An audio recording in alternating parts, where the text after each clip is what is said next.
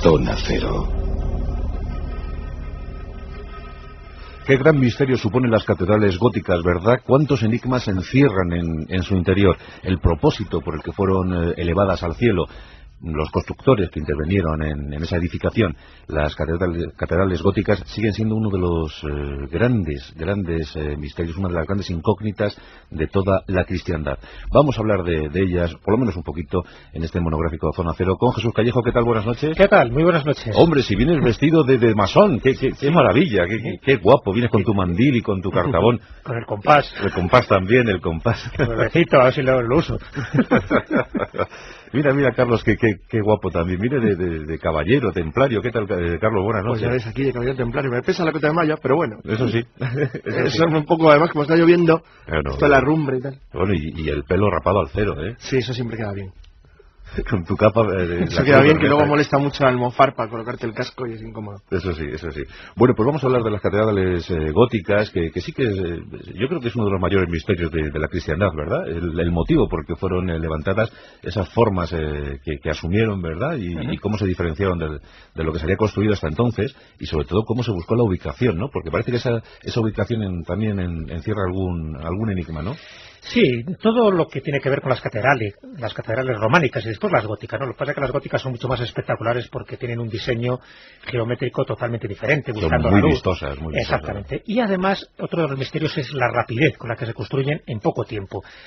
Hay pocos datos un poco que se sepa exactamente la cantidad de catedrales que se pudieron construir, pero de los pocos datos que sabemos es que entre 1180 y 1270 se construyen en Europa 80 catedrales y no menos de 500 abadías. Y estamos hablando de una época románica. Después ya en el gótico se construyen mucho más y lógicamente se van reconstruyendo algunas que habían empezado su fase de construcción pues en el siglo XII, siglo XIII. O sea que hay una profusión de catedrales en poco tiempo que deja un poco estupefactos a la gente, porque estamos hablando de catedrales con unas tecnologías muy sofisticadas para la época. Es decir, tenía que haber muchísimo maestro que estuviera diseñando esos perfiles y después estuviera levantando todas esas catedrales que son auténticos monumentos, no solo arquitectónicos, sino de espiritualidad, como luego vamos a comentar. Así que el misterio empieza desde el mismo momento en que se empieza a construir, el lugar donde se ubica, que como tú bien dices, no son lugares seleccionados al azar, sino que tienen que ver con lugares sagrados, lugares de poder donde ya anteriormente había una ermita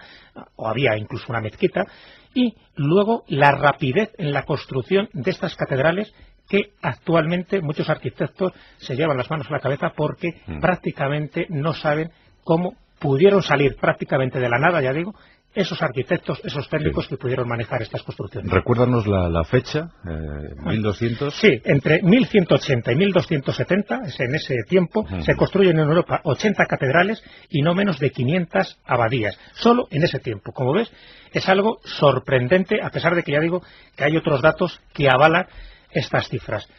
¿Dónde sale tanto constructor? Esa es un poco la incógnita que podemos dejar en la mesa. Esta fecha arranca justo antes de la Tercera Cruzada, un severo castigo para la cristiandad porque los reveses fueron constantes, pero mientras que nos íbamos estampando contra el musulmán en Oriente, Carlos, las catedrales se elevaban al cielo, ¿no? Claro, hay uno de los grandes misterios, porque sigue siéndolo, aunque haya quien intente simplificarlo, y de hecho actualmente hay toda una corriente de pensamiento en Europa Occidental y Estados Unidos que está extremadamente intrigada por la evolución de Occidente, es decir, qué es lo que hace que de repente Occidente en un momento dado cambie lo que ocurre a partir del Renacimiento no es casual, todo eso tiene un origen en lo que se hizo en la Edad Media.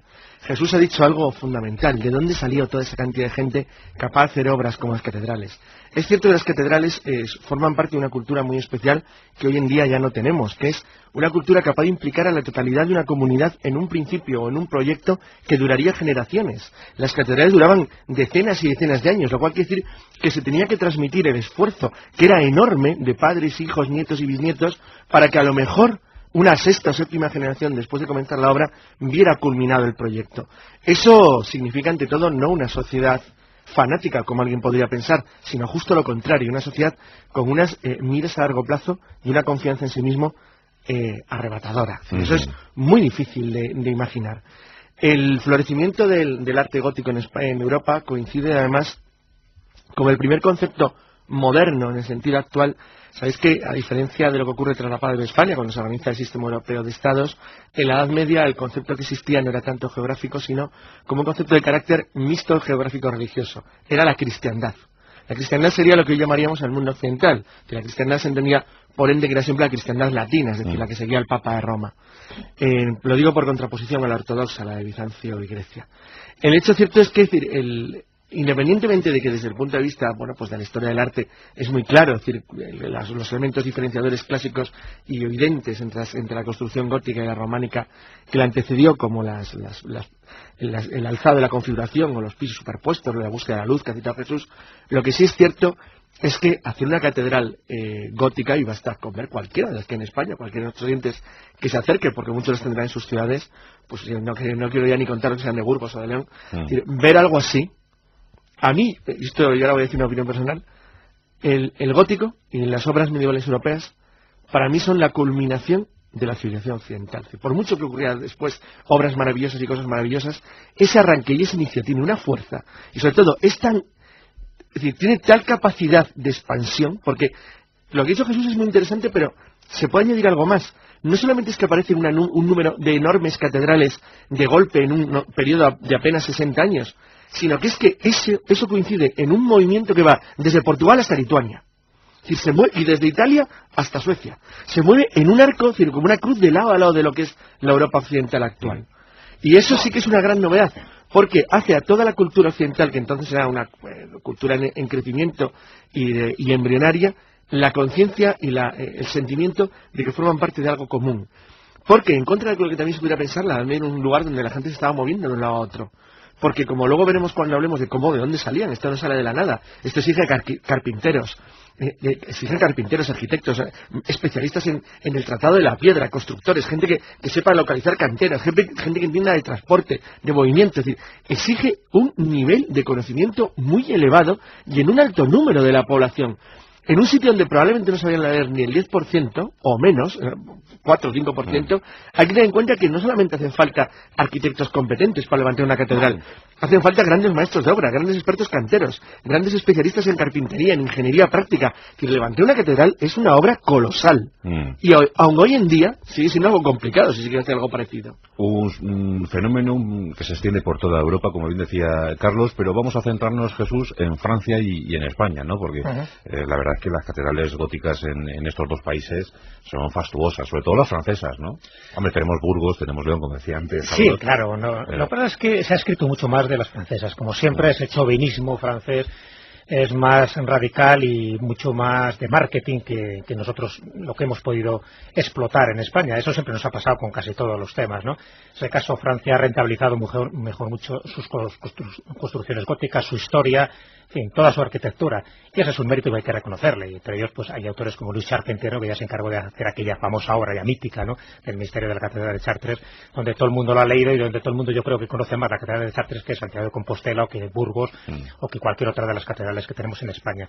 Pero bueno, básicamente es verdad que todos tienen unos patrones generales y que yo creo que es importante resaltar, porque cuando se habla de una catedral, es verdad que era un templo religioso, era un templo espiritual, pero era un lugar de reunión, era un lugar donde tenía cabida incluso manifestaciones artísticas, culturales, incluso había universidades donde se impartían distintas temáticas, como era pues la dialéctica, la astrología, las matemáticas. Prácticamente la catedral era un todo, era un epicentro dentro de un lugar concreto que podría ser pues una ciudad. Y es importante resaltar el aspecto mistérico, el aspecto energético que tiene, y voy a señalar solo unas cuantas pinceladas porque yo creo que pueden ser generales para cualquier catedral que ahora mismo los oyentes tengan en su mente. Las catedrales, igual que con las iglesias, tienen una planta de cruz latina que está orientada de este a oeste, es decir, el este es el ábside, el oeste es la entrada, es decir, está encaminada un poco siempre en esa direccionalidad que tiene que ver con la salida y la puesta del sol. Pero fijaros que en una catedral prácticamente están representadas todas las formas de energía, todas las vibraciones. Está la energía telúrica, están esas aguas subterráneas, esa cripta, bien, estaríamos hablando de ese signo negativo dentro de una terminología energética. Estaría la energía cósmica, representada por la cúpula, por esa antena que remata la cúpula, que sería de signo positivo. Estaría la energía luminosa, que son los rosetones, los mitrales. Tiene también una energía acústica, que son las campanas, los órganos, los cantos.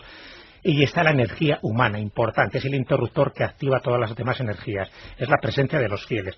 Antes, como recordaréis, se colocaban hombres y mujeres a cada lado, eran las dos polaridades, ahora ya es mixto. Bueno, pues toda esa concentración de energía es lo que hace, y eso así lo han afirmado algunos estudiosos, que se creen estados alterados de conciencia. Las catedrales son amplificadores energéticos para que todas las energías allí acumuladas y por lo tanto haciendo un rito religioso, que puede ser la misa de las 12 de la mañana, hora solar, todo eso se amplifica para que se genere lo que en un principio pensaban los constructores, que era hacer una geometría sagrada basada en el número Phi, en ese número sagrado, en ese número de oro que algún monográfico hemos dedicado, y luego que los fieles amplificaran todas esas energías con un rito determinado, un rito cristiano. Bueno, pues esa es la finalidad básica de una catedral, amplificar las energías de todos los esa es la finalidad básica de cualquier templo, porque todo el mundo sabe, por ejemplo, cualquiera que ha visto la famosa danza turca de los girobantes, de los derviches, y de los derviches se da cuenta que en realidad, o cuando los niños en las madrasas, por ejemplo en Pakistán, que no hablan árabe, recitan de una y otra vez con un movimiento rítmico a la cabeza suras del Corán que no entienden, pues se sabe perfectamente que todo ese tipo de movimientos, ese tipo de actos de manera sistemática, realizados de una manera común, de la misma forma, por un grupo de gente numeroso, bueno, acaban generando un estado alterado de conciencia en el grupo. Pero estas catedrales, Carlos, ¿se construyeron siguiendo directrices de Vaticano o...?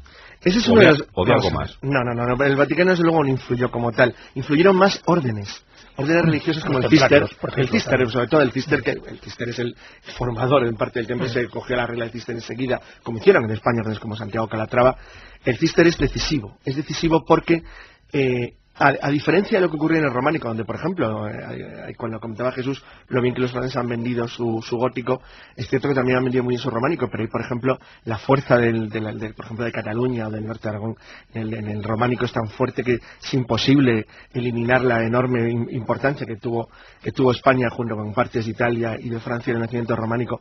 Pero en el caso del gótico hay que reconocer que la orden del Cister en su centro francés fue un verdadero foco de dispersión y difusión por toda Europa de lo que era una nueva geometría, porque al fin y al cabo de lo que se trataba, era darle la vuelta completamente al templo románico oscuro, recogido, sombrío, y abrirlo a la luz, elevarlo hacia el cielo, eligiendo los mismos sitios, porque realmente ahí no existe digan lo que digan, no existe una geometría más sagrada o una ubicación más sagrada por parte de los templos góticos que los románicos o los anteriores o los paganos, porque básicamente los puntos que eligieron eran los mismos. Pero que la dirección de la construcción de las catedrales no sale de un concilio. No como tal, no sale de un concilio, no es una cosa organizada, es una especie de idea que va forjándose entre grupos muy vinculados a órdenes monásticas que descubren que existen formas mejores de construir. Bueno, forma parte también de una mentalidad donde se buscan espacios más grandes, donde entre más gente. Hay una enorme expansión de la población europea a partir del siglo XI. El siglo XI es uno de los siglos decisivos de la historia del mundo. 3 la población. Claro, sí, luego es verdad que Europa sufre un terrible golpe en el XIV,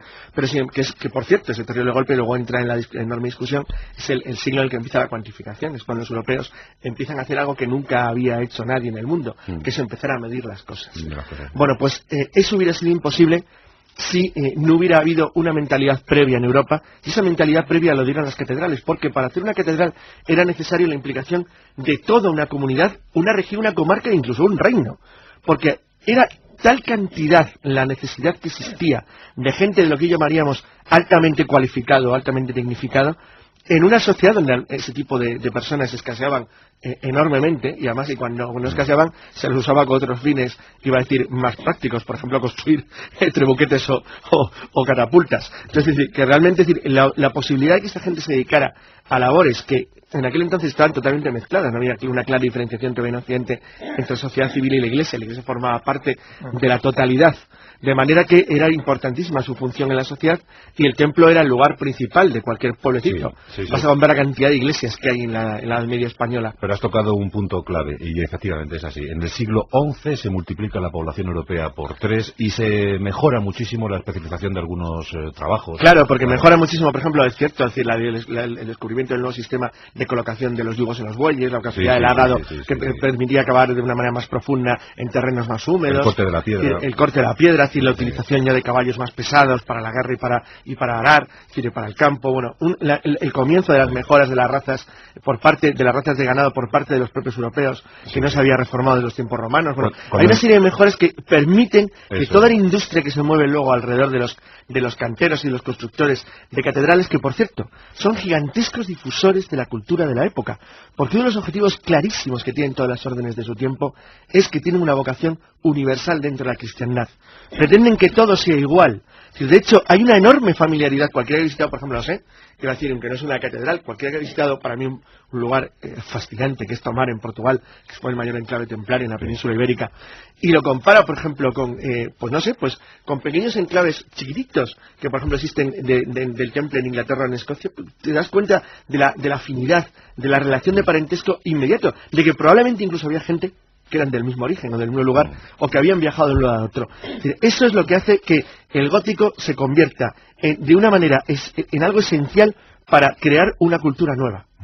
Cuando se empiezan a levantar esas catedrales, efectivamente la humanidad, por lo menos la humanidad que vivía en Europa, se llevaba ya un siglo preparando para construirlas. Eso es importante decirlo, y tenemos por eso una cualificación excepcional en muchos oficios como el de maestro cantero, que además esto parece que se transmitía a Jesús la cosa así como muy secreta, ¿no? Muy sotoboche. Sí, la verdad que cuando estamos hablando de la Edad Media, y es verdad que esta es una de las épocas esplendorosas de la Edad Media, no era tan oscura como nos han dicho, y aquí tenemos nuestras catedrales góticas, que por cierto, fíjate que la propia etimología de gótico erróneamente se pensaba que venía de godo, y se pensaban que eran construcciones como muy atrasadas, cuando se sabe que realmente viene de el argot, un arte gótico que era transmitido precisamente por estas hermandades secretas que conocían su oficio, que conocían el oficio de la arquitectura y de la albañilería, pero en su alto grado, ¿no? Y de ahí viene todo lo de la masonería, de la francmasonería, que son estas hermandades que se reunían para transmitir secretamente esos conocimientos. Está bien que lo hayas dicho, porque yo cuando lo de la aventura de los godos se me inflaron hasta las cuerdas vocales, ¿no? Porque el arte gótico. Claro, el arte gótico, cualquiera que vea sentar en las pocas iglesias visigodas ve la diferencia. Uno de los que se encargaron bien cuadrado con... me acuerdo que este año he estado en Zamora viendo, la verdad es que es preciosa ver las iglesias visigodas que quedan. Entonces estaba cerrada, no pudimos verla por dentro porque me hacía una enorme ilusión ver al pobre al pobre Daniel cayendo al foso de los leones ahí con la cara esa de monigote graffiti que tiene. Entonces la verdad es que la diferencia con quien es capaz de hacer una catedral como la de Burgos, pues claro, eso sería muy notable. Pero lo asocian, ¿verdad? Tiene su encanto también. Se asocia, uno de los que más difundió ese aspecto peyorativo del gótico fue Giorgio Vasari, precisamente ese gran biógrafo de autores del Renacimiento, ¿no? Pues Vasari, precisamente para alabar el Renacimiento, intentó denigrar el gótico, ¿no? Y no se dio cuenta que realmente el Renacimiento es un heredero, ¿no? Es una consecuencia, sí. Pero él, comentaba que el gótico venía de eso, de todo lo que era lo gótico, lo godo, y por lo tanto lo retrasado, ¿no? Bueno, solo hace falta ver cualquier catedral para saber que Vasari estaba totalmente equivocado.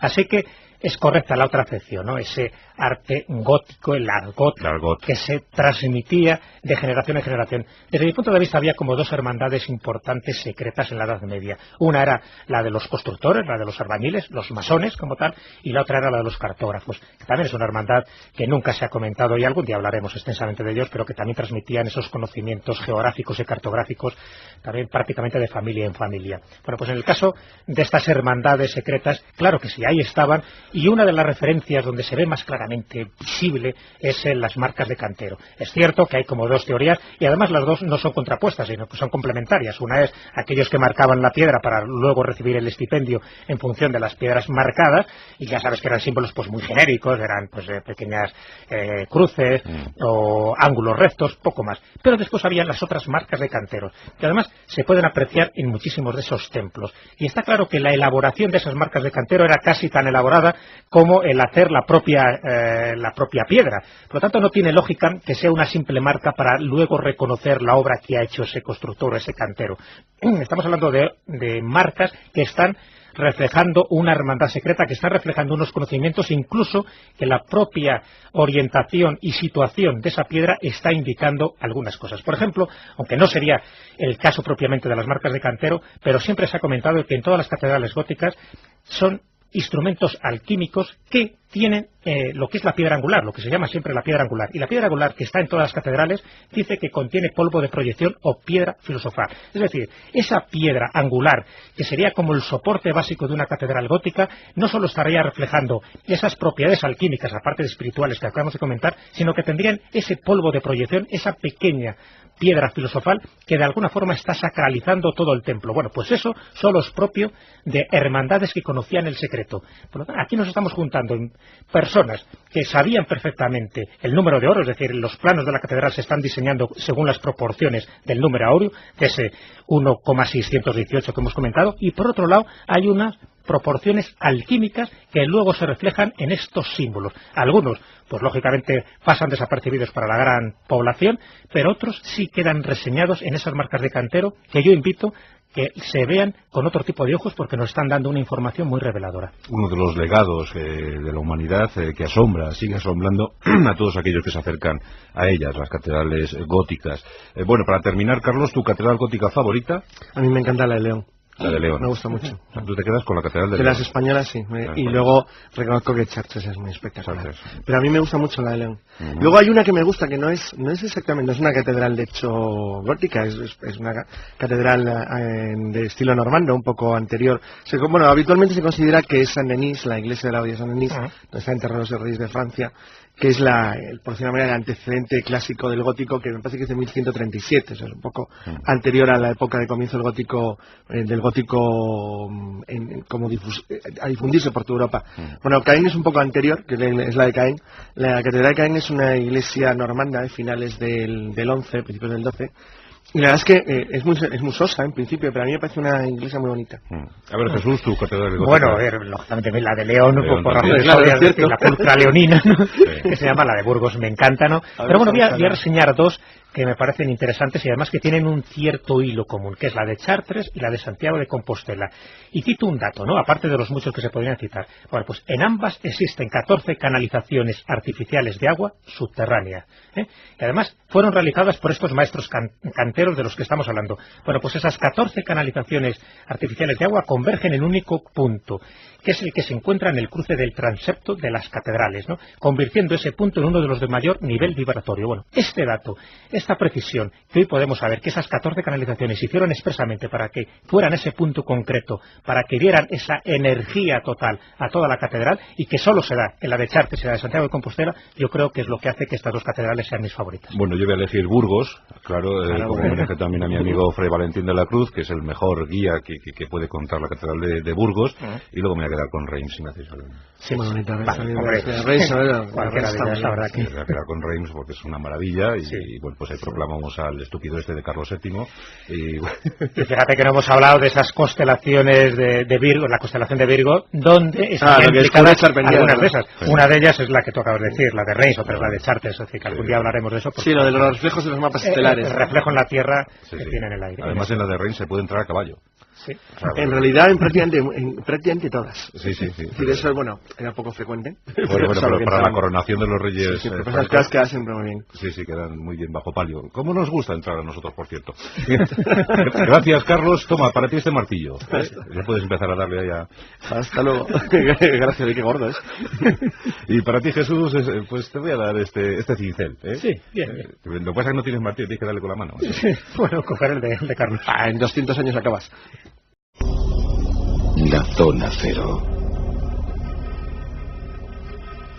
Qué gran misterio suponen las catedrales góticas, ¿verdad? ¿Cuántos enigmas se encierran en su interior? El propósito por el que fueron elevadas al cielo, los constructores que intervinieron en esa edificación, las catedrales góticas, siguen siendo uno de los grandes misterios, una de las grandes incógnitas de toda la cristiandad. Vamos a hablar de ellas, por lo menos un poquito, en este monográfico Zona Cero, con Jesús Callejo. ¿Qué tal? Buenas noches. ¿Qué tal? Muy buenas noches. Hombre, si vienes vestido de masón, qué maravilla, qué guapo, vienes con tu mandil y con tu cartabón. Con el compás. El compás también, el compás. Nuevecito, a ver si lo uso. Construcción de estas catedrales que actualmente muchos arquitectos se llevan las manos a la cabeza porque prácticamente no saben cómo pudieron salir prácticamente de la nada, ya digo, esos arquitectos, esos técnicos que pudieron manejar estas construcciones. Recuérdanos la fecha, 1200. Sí, entre 1180 y 1270, en ese tiempo, se construyen en Europa 80 catedrales y no menos de 500 abadías, solo en ese tiempo. Como ves, es algo sorprendente, a pesar de que ya digo que hay otros datos que avalan estas cifras. ¿Dónde sale tanto constructor? Esa es un poco la incógnita que podemos dejar en la mesa. Esta fecha arranca justo antes de la Tercera Enigma, ¿no? Sí, todo lo que tiene que ver con las catedrales románicas y después las góticas, ¿no? Lo que pasa es que las góticas son mucho más espectaculares porque tienen un diseño geométrico totalmente diferente, buscando son muy la luz. vistosas, muy vistosas. Exactamente. Y además, otro de los misterios es la rapidez con la que se construyen en poco tiempo. Hay pocos datos un poco que se sepa exactamente la cantidad de catedrales que se pudieron construir, pero de los pocos datos que sabemos es que entre 1180 y 1270 se construyen en Europa 80 catedrales y no menos de 500 abadías. Estamos hablando de una época románica. Después ya en el gótico se construyen mucho más y lógicamente se van reconstruyendo algunas que habían empezado su fase de construcción pues en el siglo XII, siglo XIII. O sea que hay una profusión de catedrales en poco tiempo que deja un poco estupefactos a la gente, porque estamos hablando de catedrales con unas tecnologías muy sofisticadas para la época. Es decir, tenía que haber muchísimo maestro que estuviera diseñando esos perfiles y después estuviera levantando todas esas catedrales que son auténticos monumentos, no solo arquitectónicos, sino de espiritualidad, como luego vamos a comentar. Así que el misterio empieza desde el mismo momento en que se empieza a construir, el lugar donde se ubica, que como tú bien dices, no son lugares seleccionados al azar, sino que tienen que ver con lugares sagrados, lugares de poder donde ya anteriormente había una ermita, o había incluso una mezquita, y luego la rapidez en la Mira, Carlos, qué guapo también. Mire, de caballero, templario. ¿Qué tal, Carlos? Buenas noches. Pues ya ves, aquí de caballero templario. Me pesa la cota de malla, pero bueno. Eso sí. Eso es un poco, además, como está lloviendo, esto es la rumbre y tal. Bueno, y el pelo rapado al cero, ¿eh? Sí, eso siempre queda bien. Con tu capa... Eso queda bien, que luego molesta mucho al mofar para colocarte el casco y es incómodo. Eso sí, eso sí. Bueno, pues vamos a hablar de las catedrales góticas, que sí que yo creo que es uno de los mayores misterios de la cristiandad, ¿verdad? El motivo por el que fueron levantadas esas formas que asumieron, ¿verdad? Y cómo se diferenciaron de lo que se había construido hasta entonces, y sobre todo cómo se buscó la ubicación, ¿no? Porque parece que esa ubicación también encierra algún